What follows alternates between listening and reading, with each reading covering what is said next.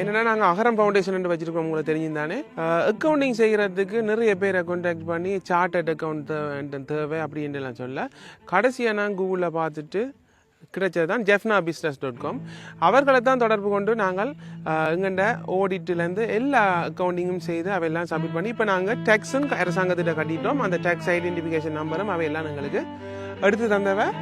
அது மட்டும் இல்லை, அவை நிறைய சர்வீஸை வழங்கினோம். மற்றது எங்களுக்கு கணக்கு வழக்குகள் எல்லாம் படிவாக சொல்லி தந்தவ. இப்போ எங்களுக்கு தெரியாது, இப்போ நான் கூடி கொஞ்சம் இவையோட அக்கௌண்டனோட கதைச்சு இப்போ எங்களுக்கு கொஞ்சம் விஷயங்கள் தெரியும். இனி ரெண்டாம் வருஷத்தின் கணக்கறிக்கை இனி எங்களுக்கு இலகுவாக ப்ரிப்பேர் பண்ணி அவைகளுக்கு சப்மிட் பண்ணலாம். நல்ல இவன் கஸ்டமர் கேர் நல்லா இருக்குது.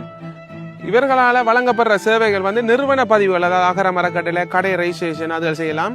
செயலாளர் பதிவுகள், அறக்கட்டளை பதிவுகள், சங்கங்களை பதிவு செய்தால், உத்தரவாதத்தால் வரையறுக்கப்பட்ட நிறுவனங்களை பதிவு செய்தால், ஏற்றுமதி மற்றும் இறக்குமதி தொடர்பான சேவைகளை வழங்குதல், அக்கவுண்டிங், ஆடிட்டிங், டாக்ஸேஷன் என்பவற்றை வழங்குதல், வெளிநாடுகள் நிறுவனங்களை பதிவு செய்தால், வெளிநாட்டு பிரஜைகளுக்கு இலங்கை வதிவித விசா மற்றும் வணிக விசாக்களை பெற்றுக் கொடுத்தல். பார்த்தீங்களா? அப்போ இவ வெளிநாட்டு கனடாக்கு நீங்கள் கேட்டு பார்க்கலாம்.